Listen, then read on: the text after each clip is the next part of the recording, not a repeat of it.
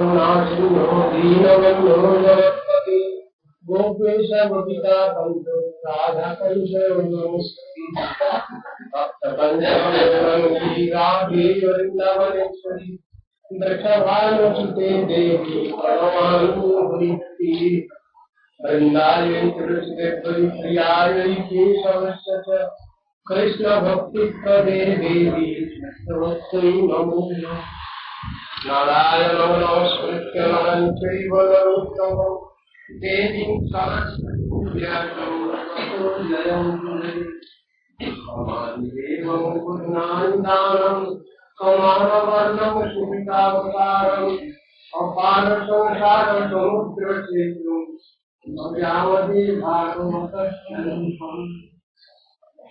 वञ्चाकल्पतरुभ्यश्च कृपासिन्धुभ्यैव पतितानां पावनेभ्यो वैष्णवेभ्यो नमो नमः।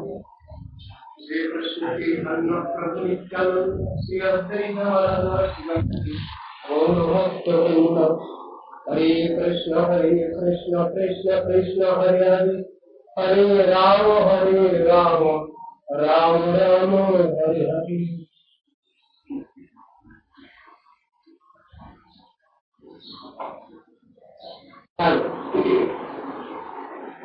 श्रीमद् भागवत दशम स्कंध द्वितीय अध्याय अष्टम श्लोक पर्यंत आलोचना करेছি।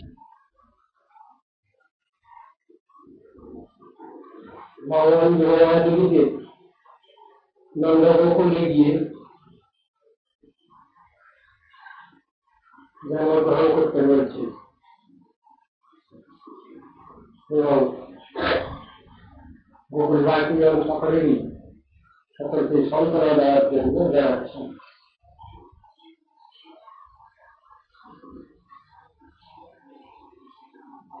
আর বলছেন দেবকীর গর্ভে সংকর্ষণ বলদেব নিয়ে গেছেন, তাকে গর্ভে স্থাপন করতে হবে তোমার, এই আদর্শ দিয়েছেন। আমরা এই পর্যন্ত আলোচনা করেছি। কারণ জগৎটা যখনই গর্ভং শেষাক্ষম ভাবমানকম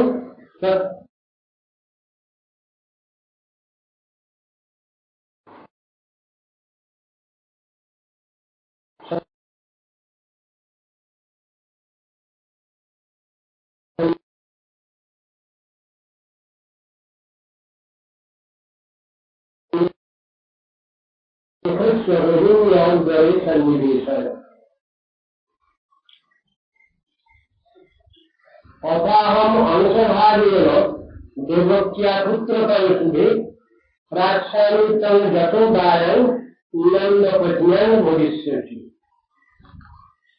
তাকে আরো বলছেন, হে ভদ্রে, আমি তারপর দেবকীর পুত্রত্ব স্বীকার করবো এবং তুমিও নন্দরাজ মহিষী যশোদার গর্ভে আবির্ভূত হবে। প্রতিষ্ঠান্তি মনুষ্যাত্মন সর্বকাম ভবিষ্যৎ ভূপোপহার বনিধি সর্বকাম বরপ্রদান। প্রাকৃত মনুষ্যগণ তোমাকে অর্থাৎ তোমার দেহী মোহনকারী যে স্বরূপ সর্ববিধ প্রাকৃত কামনাবাসনায় বরণ অধিকশীল দিতে তোমাকে ক্রিয়া দেবতা এবং সর্বভোগ নবপ্রদাত্রী রূপে বিবিধ উপহার দেওয়া দেবে। কথাগুলো খুব সহজ সরল ভাবে বলা আছে, কিন্তু তত্ত্বদর্শন নয় কঠিন, নয় গ্রহণীয়।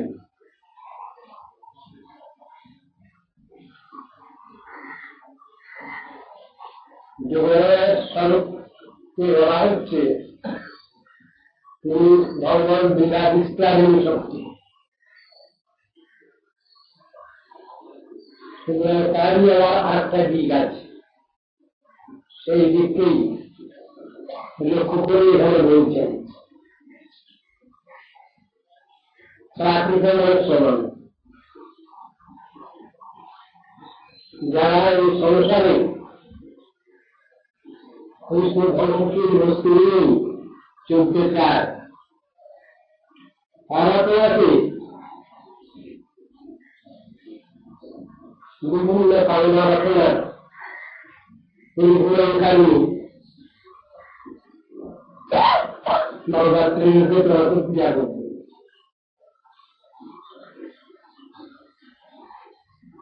কথাটা শুনলে একটু সন্দেহ হয়তো জন্মে সমগ্র জগৎ রহিত আছে,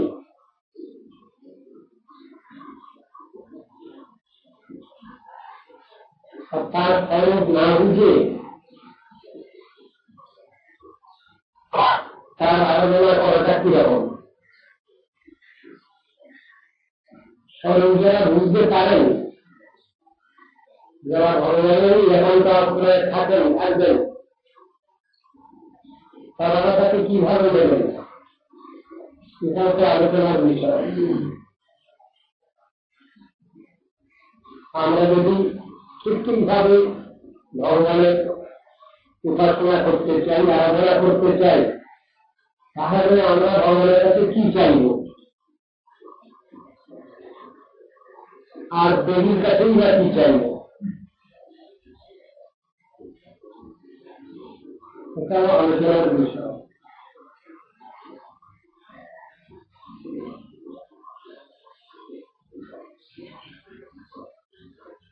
ভগবান দেবতাকে যেসব আদেশ করলেন, সেসবগুলো কার্যটাকে করতেই হবে, সেই দায়িত্বটাকে দিয়ে দিচ্ছেন। আর দুনিয়ার লোক তোমাকে কেমন সম্মান করবে, সেই সম্মানটা কথা জানিয়ে দিচ্ছেন।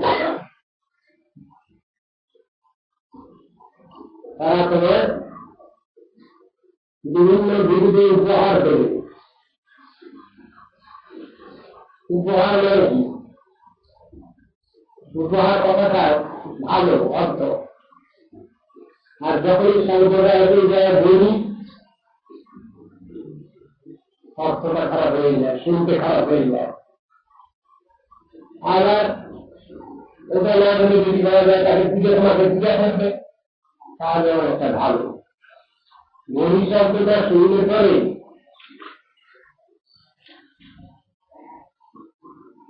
সঙ্গে সঙ্গে চিন্তাটা অন্যরকম এসে যায়। অথচ বলি মানে হলো পুজো পাহাড়। বলি শব্দের সাধারণ অর্থ হলো পুজো পাহাড়, তাকে বলি বলে। আর বলি বললে আমরা যেটা বুঝে বুঝে আছি সহজে, তার অর্থ করা হয়নি। বলি মানে পুজো পাহাড়, সেটা সাত্বিক বলি না রাজস্বিক বলি না তামসিক বলি, কথাটা আলোচনার বিষয়। পুজো উপহার যেখানে অর্থ, সেখানে অর্থ ঠিকই আছে। আর অন্যান্য রকম অর্থ করতে অসুবিধা হয়। রাজস্বিক তামসিক শাস্ত্রে এই জিনিসগুলোকে অন্যভাবে ব্যাখ্যা করা হয়েছে।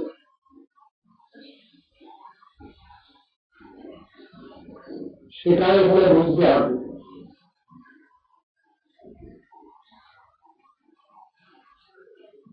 আর তোমাকে বিভিন্ন রকম উপহার দেবে, উপহার দেবে।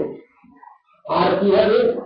নবভয়ানি করবেন্তি স্থলানি চ নরাভূমি, নবভয়ানি করবেন্তি স্থলানি চ নরাভূমি, দুর্গেতি ভদ্রকারীতি বিজয়া বৈষ্ণবীতি চ।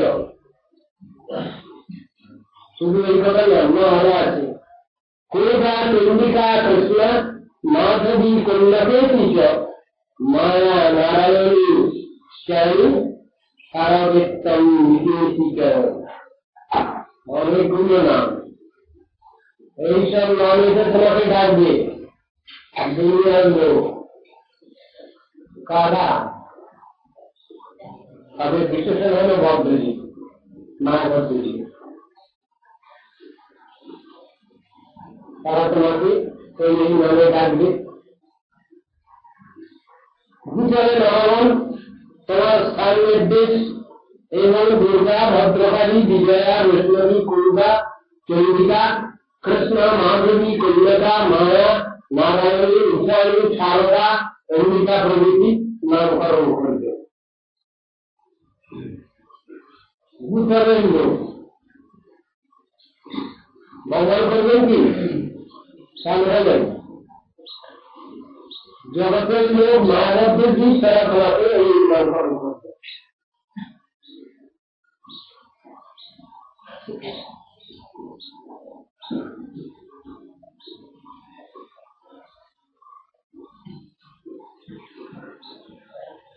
প্রত্যেকটা দেখা দিয়েছে এখানে বলা যেতে পারে। দেবী ব্রহ্মা বলে তার নাম দুর্গা, ভদ্রা বলে মঙ্গলা, নীলবর্ণ বিশিষ্ট বলে তিনি কালী, সর্বাধিক বিজয়ী বলে তিনি বিজয়া, বিশ্বশক্তি বলে বৈষ্ণবী, ভূমন্ডলে আনন্দ বিলাস করেন বলে তার নাম কুন্দিকা, শক্তি বলে প্রতি অত্যন্ত ক্রোধ প্রকাশ করেন বলে তার নাম চন্ডিকা, সদানন্দময়ী বলে তার নাম কৃষ্ণা, বিষ্ণুর কৃপাপাত্রী বলে তিনি মাধবী, অথবা যদুবংশীয় রাজা মধু বংশে জাতা বলে তার নাম মাধবী, নিত্য কুমারী ও সুখপ্রদাত্রী বলে তার নাম কন্যকা, সকলের নিকট পূজিতা বলে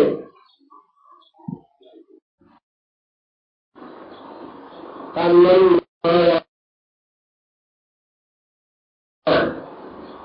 সর্বযুগের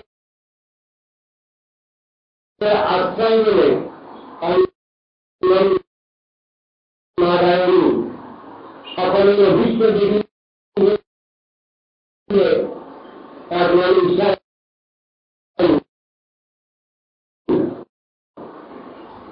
সংসার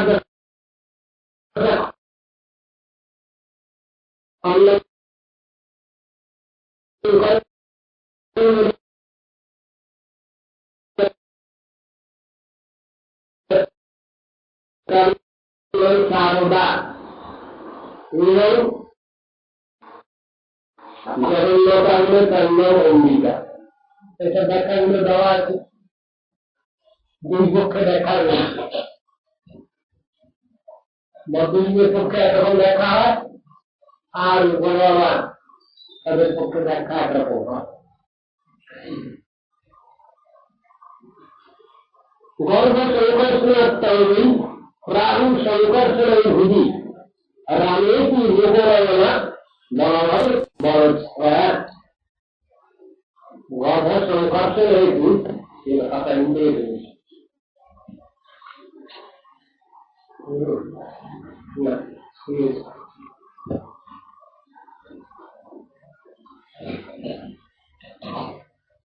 গর্ভ সংকর্ষণ হেতু রহিলেন এই ভূতানি সংকর্ষণ নামে অভিহিত হবেন, তার নিয়ে দিচ্ছ সংকর্ষণ নামটা কানে হচ্ছে ভারী বলে চলে যাবে। গোকুল দাসী লোকসঙ্গের আনন্দ বিধান করেন বলে তার একটা নাম হবে রাম, এবং বরাবৃক্ষ হেতু সৈন্য শক্তি সক্রিয় বিগ্রহ কল্যাণ নয়, তাকে বড়ভদ্র বলা হবে, বড়ভদ্র এই নামে ডাকা হবে তাকে। ভগবতা প্রতিবৃদ্ধ পরিক্রম্য তথা করো। ভগবানের এইরূপ আদেশ প্রাপ্ত হয়ে আমি তাই করবো, আপনি যা আদেশ করছেন আমি তাই করবো বলে ভগবানের বাক্য স্বীকার করে তাকে প্রদক্ষিণ করতে লাগলেন। ভগবানকে প্রদক্ষিণ করতে লাগলেন যোগমায়া, এবং নম্র করে আগমন করে ভগবানের উদ্দেশ্য অনুযায়ী কার্য করলেন। কি কার্য করলেন? দেবকীর গর্ভাবর্তন করে রোহিণীকে স্থাপন করলেন, যেটা সব থেকে বেশি বড় দায়িত্ব দেওয়া হয়েছে তাকে, সেইটা তিনি করছেন। গর্ভের প্রেমিকে দেবক্যা রোহিণীর দেবনিদ্রায়া অবে বিস্ময়িতে গর্ভর নীতি পৌরা বিচিত্র যে গর্ভের দ্বারা দেবকীর গর্ভ আকৃষ্ট হয়ে রোহিণীকে সংস্থাপিত হওয়ার পর পুরবাসীগণ সবাই দুঃখ করতে লাগলো, কান্নাকাটি করতে লাগলো, আর দেবকীর গর্ভগ্রস্ত হলো, এই বলে উচ্চস্তরে বিলাপ করতে লাগলেন। ঘটনাটি হয়ে যাচ্ছে অন্যরকম, তারপর কারো মাথায় ঢুকছেন ভগবানের লীলা ঐশী লীলা তিনি যাদের দিয়ে করাচ্ছেন তাদের মনে এরকম ক্ষমতা আছে। আগেই বলা হয়েছে যোগমায়ার কি কাজ, মায়ের বেলা বিস্তারেই শক্তি হলেন যোগমায়া, একাত্ম ধারণ করেন তিনি। সাধারণ মানুষ কিছুই বুঝতে পারে না ওটা দিয়ে কি হচ্ছে। ওই কার্যে খুব পটিয়েছি তিনি, অঘটনা ঘটনা ঘটিয়েছি, তার বিশেষ আছে কাজ ভগবানের লীলা, তার সাহায্যকারী, তার দর্শনটা লোকেই করতে হয়। এখানে যে কাজটি কোথায় ভার দেওয়া আছে কাজটা তো বড় কঠিন, বড়জন রয়েছেন, সংকর্ষণ রয়েছেন দেবকীর গর্ভে, কমার সাপে তাকে যেভাবে নিয়ে রোহিণীর গর্ভে স্থাপন করা হচ্ছে অবাধ্য কারণ সেই জিনিসটা এখানে বলছেন। ব্যাপারটা তো সাধারণ দেখার নয়, কিন্তু ভুল বুঝাবুঝি হতেই পারে সকলে, শুধু পুরোবাসী গানে হবে কেন, আমরা যারা এখানে শ্রবণ করছি আমাদের ভুল ধারণা হতে পারে, ভুল বুঝাবুঝি হতেই পারে। তাই এখানে বলছেন পুরোবাসীগণ সবাই উচ্চেশ্বরে বিলাপ করতে লাগবে।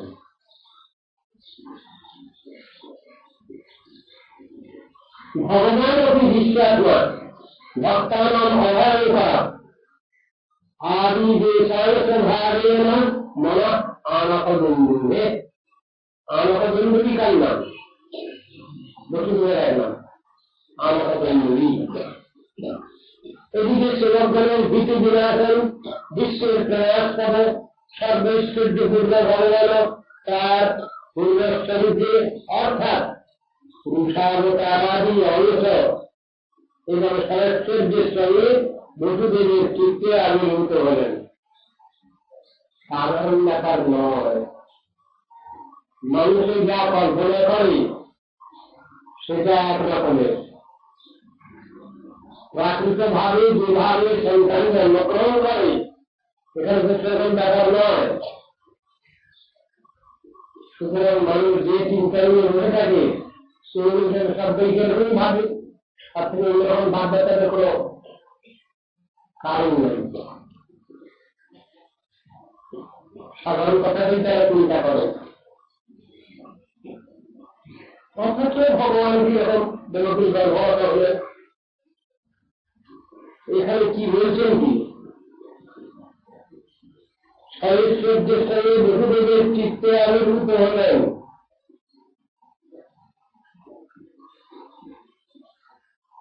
এটা আবার কি রকম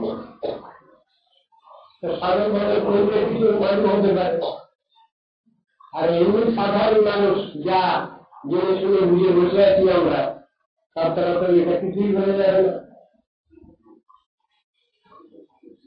হরিনাম করলে অনেক উপকার হয়, কতটুকু কি উপকার হয় সেটা তো আমাদের সকলের জানা নেই। দীক্ষা মন্ত্রে গায়ত্রী মন্ত্র জপ করলে কি লাভ হয় মনে করে আমার শাস্ত্রে এক জায়গায় বলছেন বিজ্ঞান থেকে নাকি আরো বেশি উপকারী কোন পরিণাম করা। কৃষ্ণ মন্ত্র হইতে হবে সংসার মোচন, কৃষ্ণ নাম হইতে পাবে কৃষ্ণের চরণ। দেখুন ব্যাপারটা কি রকম। কৃষ্ণ মন্ত্র যদি আমরা জাপ করি আর তা যদি বাস্তবে ফল লাভ করি আমরা, তাহলে সংসার দরকার আমাদের ঘুচে যাবে। কিন্তু ভগবত প্রেম প্রীতি লাভ করা ওটা হলো না, সেটা করতে গেলে পরিণাম করতে হবে। এর ভিতরে ওরকম বিচার যেমন তেমন করে নাম করলেই ফল হবে এই তো জানা আছে। যেমন তেমন কোনো কথাই চলে গিয়ে দিলে দেখছি। আবার গায়ত্রী মন্ত্র জপ করলে কি হবে? সংসার মোচন হবে।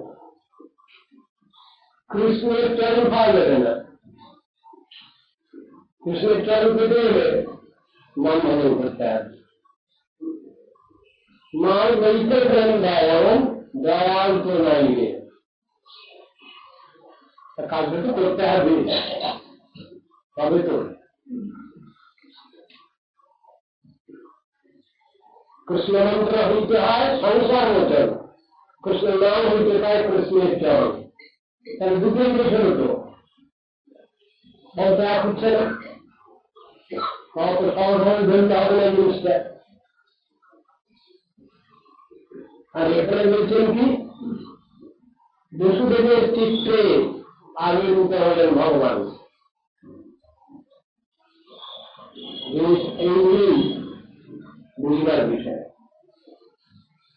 সবিজ্ঞানে পুরুষ ভয়ানক ভ্রাজমানে তথা রবি দুরাসব অতিদূর ধর্ষ ভূতানন সম্ভব। বসুদেব ভগবত সম্বন্ধী তেজ ধারণ করে দীপ্তিশালী হলেন সূর্যের ন্যায়। কংস প্রমুখ কোনো জীবনে তার নিকটস্থ হওয়ার কোন সামর্থ্য ছিল না সে সময়। তিনি দুরাসদ ওই তেজ কংসারী জীবমাত্রেরই দুঃসহ বলে তিনি অতি দুর্ধর্ষ হয়েছিলেন। কথাটা ব্যাখ্যা করছেন বসুদেবের সম্বন্ধে। বসুদেবকে যদি ভদ্রলোক বলেন একটা কথা, আর বসুদেব যদি তত্ত্বদর্শন নিয়ে আলোচনা করেন বিশুদ্ধ সত্য অবস্থা, তাকে বলে বসুদেব।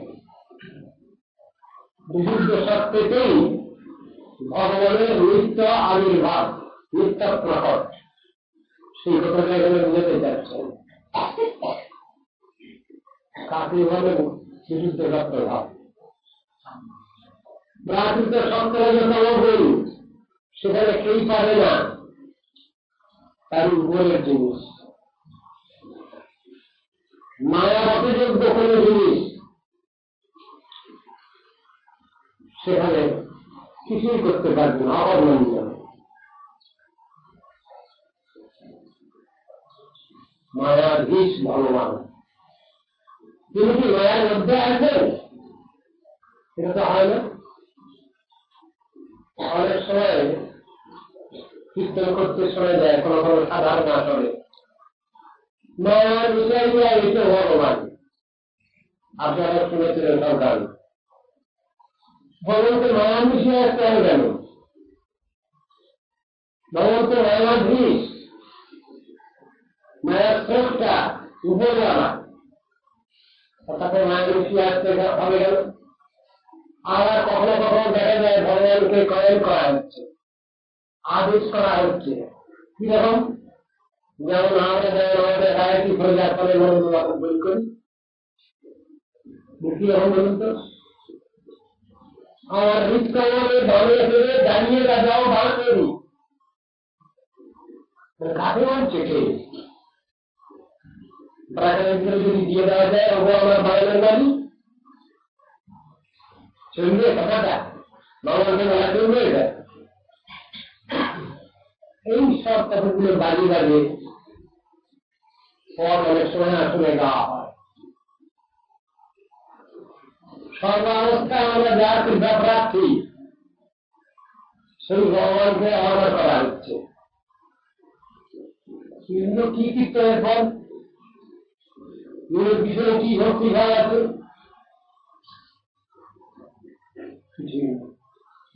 এর পিছনে কি সেবা বুদ্ধি আছে? এর পিছনে কি সাধনার ক্ষেত্র আছে? কিছু শুনতে চাই সে কর্মীর শাস্ত্র সাবধান করে দিয়েছেন। ভগবানের কৃপা পেলে পরে আমরা অনেক কিছু করতে জানি, কিন্তু কৃপা যতদিন না পাচ্ছি ততদিন মাথারাটি করতে কি হবে? কৃপা প্রাপ্তির জন্য বসে থাকতে হবে আগ্রহে, ধৈর্যের জন্য। ভগবত কৃপা পেলে তো অকার দেখাদান করা যায় তার কৃপায়, তার আগে তো এসব কথা বলা নেই না ভগবানকে। ভগবান যখন অত্যন্ত নির্জন, আমার অত্যন্ত আপনীয়, তখন তাকে অনেক কথা বলা যায়। তখন তাকে গালাগালি দিয়ে তিনি রাগ করেন না সেই ভগবান, তিনি জানেন রাগতে রাগ নয়। তার আগে পূর্বে তার পূর্বে আমরা কেন ওইভাবে উঠে যাচ্ছি, এটা তো উচিত নয়।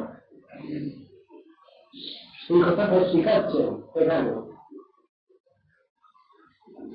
জগতে বস্ত্র জীবাত না, তারা কি এইরকম ধরনের অধিকার লাভ করেন?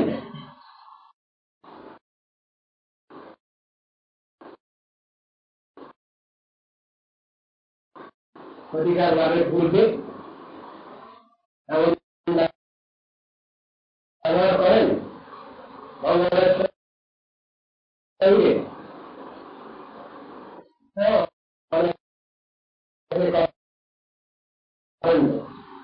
কথাগুলো আসছে কেন বাজারে? সেই কথাটা আমাদের বুঝতে হবে। আগে অধিকার লাভ, তারপর যাচাই করা, ক্ষমতা যাচাই করা। আর অধিকার লাভ না করে ক্ষমতা যাচাই করতে গেলে তো ব্রিটিশের মতো অবস্থা হয়ে যায়। সবাই জানেন আপনারা, শিক্ষার মধ্যে দিয়ে কিছু কাজ করাতে চায়, কি হলো ও করো, তখন সে লাগিয়ে দিল। শিক্ষার মধ্যে একটা নাম আছে আর্টিফোর্স, কি অল্পেতেই সন্তুষ্ট। কি অল্পেতে সন্তুষ্ট বলুন তো দেখি? একটু বেলপাতা আর একটু জল, এই দুটোই সন্তুষ্ট। জেনে নিয়েছে সন্তুষ্ট হয়ে গেছে, জল বেলপাতাতেই সন্তুষ্ট হয়ে গেছে। যা আমি আছি তো যা।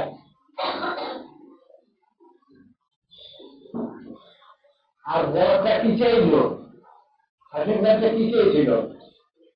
আমি যা মাথায় হাত দেবো সে ভস্ত হয়ে যাবে।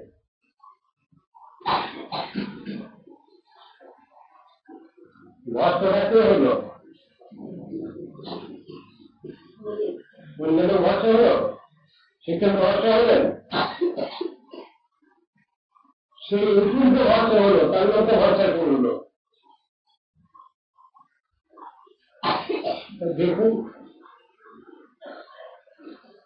সব জিনিসের মধ্যেই বিচার আছে।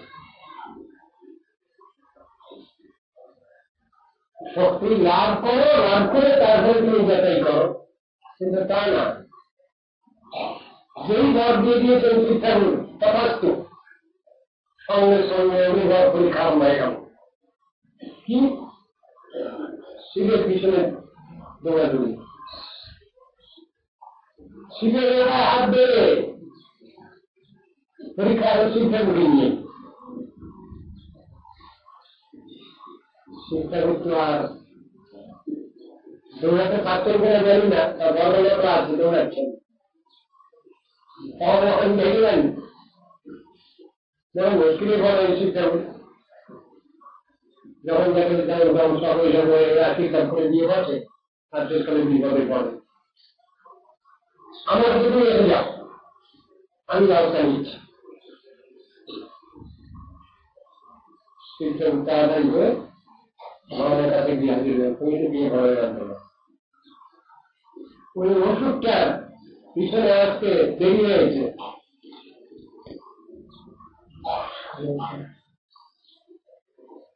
দৌড়াউড়ি গেল, দৌড়াউড়ি গেল না, বর দিয়েছেন আমি পরীক্ষা করছি। খুব বুদ্ধিমান আপনি, ওষুধকে বলছেন ওষুধকে ভগবান। এখন আপনার এই ব্যাপার থেকে বলে দিচ্ছি আপনি একবারে পাগল। কাজভাবে তখন শিক্ষাকে নিন্দা করতে হয়, তাহলে ম্যানেজ করা যায় না। ভগবান বললেন পাগলা লোক শিক্ষা করুন, কখন কাছে কি ভর দিয়ে বসে, কি আশীর্বাদ করে বসে কিছু ঠিক নাই, মাথা ঠিক নাই।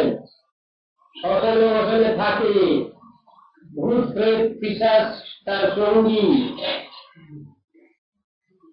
আর গাঁজা। কথা ঠিক থাকে বলো, কখন কাছে কি বলে কিছু ঠিক নেই। তুমি তার কথা বিশ্বাস করবে বুদ্ধিমান হয়ে, তুমি নিজের মতো হাত দিলে কিছু হবে না। ভগবান বলছেন তুমি নিজের মধ্যে হাত দিয়ে দেখো, করতে বলছেন ভগবানের মহিমায়া। ব্যাস যে নিজের মধ্যে হাত দিয়ে দিয়েছে,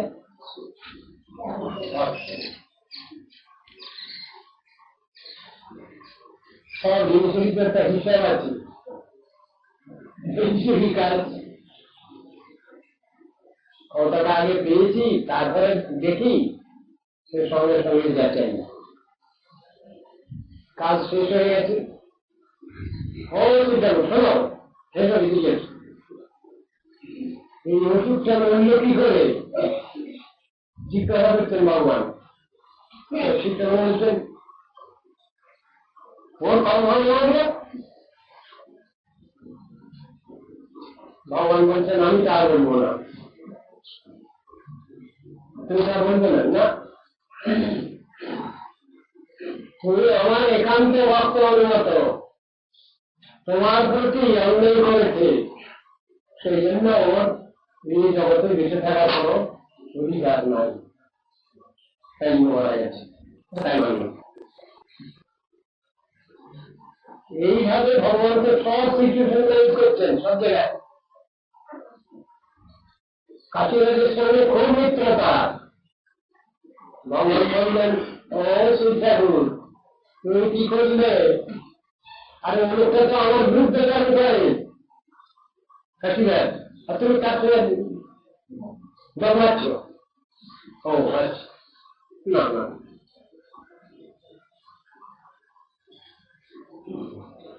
ভগবান তো সবটাই ম্যানেজ করছেন, সবটাই ম্যানেজ করেন তুমি, আমার জায়গা নয় দেবেন সেটাকে এইখানে থাকবে, তোমার জায়গা হবে না, সকলের তোমার জায়গা হবে।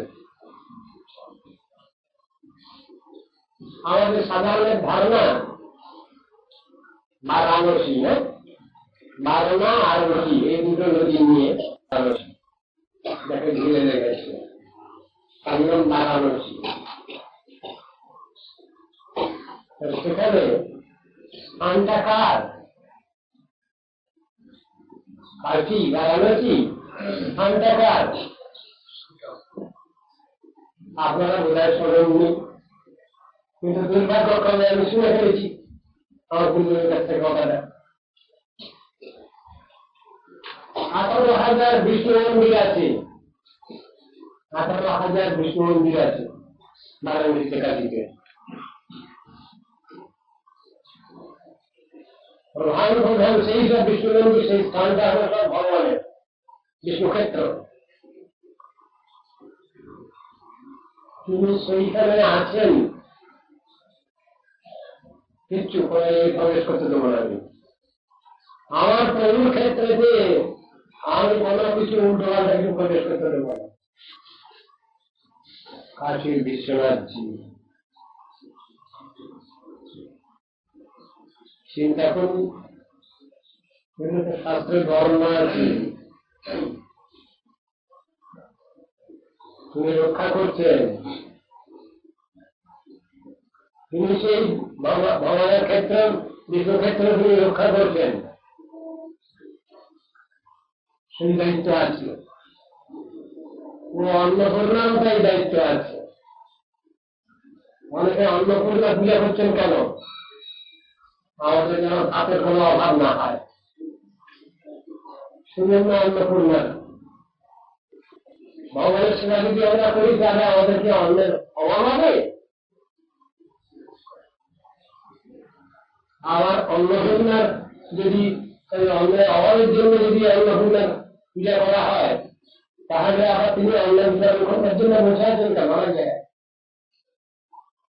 ঝড়ে হচ্ছে সিদ্ধান্তের সঙ্গে শিবানী পার্বতী দোকানে গিয়ে অনেক প্রসাদ পেয়ে এসছেন, ভালো মন্দ, আর একটু কিছু আনন্দ, খুব আনন্দিত। আজকে তো আমাদের কাছে কি ব্যাপার, প্রভুর ঘরে গিয়েছিলাম, ভালো মন্দ অনেক প্রসাদ পেয়ে গেলাম, তা তোমার ঘরে যে দাসী একটা আছে তার জন্য কিছু এনেছ? ভুলে গেছে। হ্যাঁ, তা তো ভুলবেই। রাগ করলেন ভীষণ, তিনি গিয়ে বসে আছেন বিমাবাদী হয়ে জগন্নাথ ক্ষেত্রে। তুমি আমার প্রসাদ দিলে না তো, আমি এই প্রভুর প্রসাদ করে জগৎকে বিচার করব। দেখুন, ওই প্রভুর প্রসাদ পাওয়ার জন্য সব দেবদেবী লালায়িত আগ্রহান্বিত। আমরা বুঝি কোথায়? বুঝি না তো বুঝি। তত্ত্বদর্শন পেয়ে ওখানে যেসব মূর্তি বসে আছেন তার ভিতরে 5 নম্বরের মূর্তি হলেন যোগমায়া বর্ণনা আছে। কিসব তত্ত্বদর্শন? একই ব্যাপার নয়, ভিতরে বহু ব্যাপার আছে। তত্ত্বদর্শন বুঝতে হবে আমাদের, চেহারা এক হলেও হবে না, কাজ পৃথক পৃথক। আমরা কেন উল্টো পাল্টা করে দিচ্ছি? শাস্ত্রে যখন আমরা যা কিছু বলছি শুনে শুনলাম কোথা থেকে, জানলাম কোথা থেকে, সব তো শাস্ত্র থেকেই জানতে পারছি। এখন শাস্ত্রটা যদি আমাদের নিজস্ব হয় তাহলে একটা কথা, কিন্তু শাস্ত্র তো আমাদের নিজস্ব নয় ব্যাপার, তো ভগবানের আদেশ নির্দেশ শাসন মানি, তার নাম তো শাস্ত্র। ওটা তো আমার নিজের ইচ্ছা অনুসারে ব্যবহার করতে পারবো না, আমার নিজের ইচ্ছা অনুসারে ওটাকে কাজে লাগাতে পারবো না। যা কিছু বলবো আমরা শাস্ত্রের থিওরি বলবো, শাস্ত্রের তত্ত্ব সিদ্ধান্ত বলবো, আমাদের বানানো কিছু হোক চলবে না। অ্যাবসলিউট ট্রুথ দরকার, অ্যাবসলিউট ট্রুথ দরকার। চিন্তাই তো করছি না আমরা। আমি মনে করছি শাস্ত্র মধ্যে আমরা তৈরি করতে পারি, ভুল করা তো। সব জিনিসের ভিতরে এইরকম বিচার আছে, প্রতি পদে পদে বিচার আছে। চৈতন্য মহাপ্রভু খালি বললেন, সিদ্ধান্ত বলিয়া চিত্তে না পাওয়া আমার যা হয়েছে কৃষ্ণের বাড়ি শুনে মানুষ তত্ত্ব সিদ্ধান্ত এমনই জিনিস যে ওটা হল কোষ্ঠী পাথর। খাঁটি সোনা যদি আমি না চিনি, কত ক্যারেট গোল্ড রাজদরবার বাজারে, তাহলেও একজন জরুরি আমার সঙ্গে থাকবেন, তার হাতেও ওই পাথরটা থাকবে। কি বলবো, তোরা ব্যবস্থা বলবো জরুরি হাতে যে কোষ্ঠী পাথর। তিনি দেখে শুনে বললেন, দাম করে করে, হ্যাঁ ঠিক আছে, নেন, ঠকবেন না। তা আমি নিজেও চিনি না, জরুরি সঙ্গে নিলাম না, তার কাছে কোষ্ঠী পাথর নাই, তা আমি ঠকবো না, আমি কোনো ইয়ে আছে, গ্যারান্টি আছে? সব জিনিসগুলো তো এইরকম। আমরা তো সবটাই নিজেরা জেনে শুনে বুঝে ফরক করে নিতে চাই। আছে কি তেমন বুদ্ধি আমাদের? আছে কি তেমন তত্ত্ব সিদ্ধান্ত দেন আমাদের? নাই তো। যদি নেই, তাহলে কেন অহংকার? কেন অহংকার? তার এই অহংকারের কি মূল্য আছে? আমার কোনো ক্ষমতাও নেই, কোনো সম্মান নেই, অথচ অহংকার হবে না।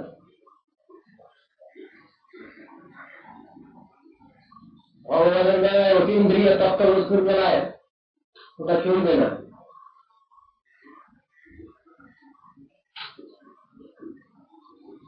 পারি না ঈশ্বর তত্ত্ব, কেহ নেই জানে। কথাটা ভগবত কৃপা না পেলে ওই যে সরাসরি করা চলবে না। ফেল করেই বসে আছি আমরা। পাশ করাবার মালিক একজন, তিনি যদি পাশ করিয়ে দেন, তার কোনো কথা নেই। যদি সেখানে ঠিক ঠিকভাবে শ্রদ্ধা ভক্তি না থাকে, মেধাবতা না থাকে, আত্মসমর্পণ না থাকে, সমানতি না থাকে, তাহলে সব ফেল করে বসে আছি আমরা। সেই বেলায়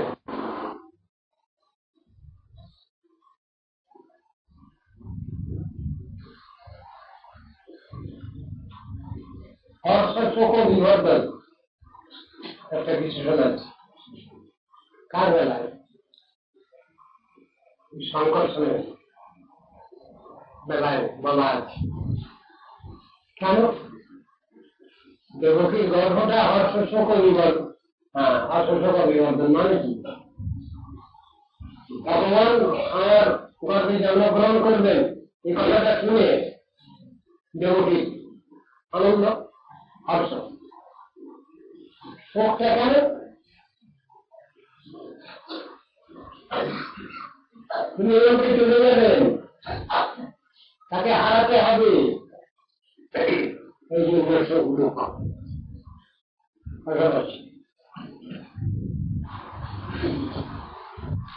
এরকম মানে করেছেন এখানে। বসুদেব ভগবত সম্বন্ধে এই ধারণ করে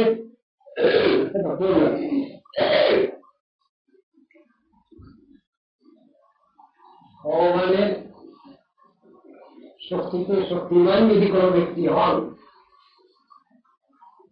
সাধারণের সঙ্গে পার্থক্য হয়ে যাবে। তার সঙ্গে কারো সঙ্গে উদাহরণ দেওয়া যাবে না। ভগবান যেমন অসম্ভব তত্ত্ব, অদ্বৈত তত্ত্ব বলতে খুব ভালো লাগে নাকি? নাস্তিকদের ভালো লাগে, সবসময় দ্বৈত তত্ত্ব ভালো লাগে না। অসমর্থ শব্দ বললে খুব ভালো লাগে। ভগবান অসমর্থ তত্ত্ব, তার সঙ্গে সমালোকে হতে পারেন না, আর তার থেকে অধিককে হতে পারেন না, সেই জন্য অসমর্থ। তো ভগবানের বিশেষণ, মানুষের বেলা ওটা বিশেষণ আসবে, আসবে না তো। তিনি করতে পারেন, আমার মতো কেউ নেই। তার থেকে আরো অনেক অনেক বেশি জানা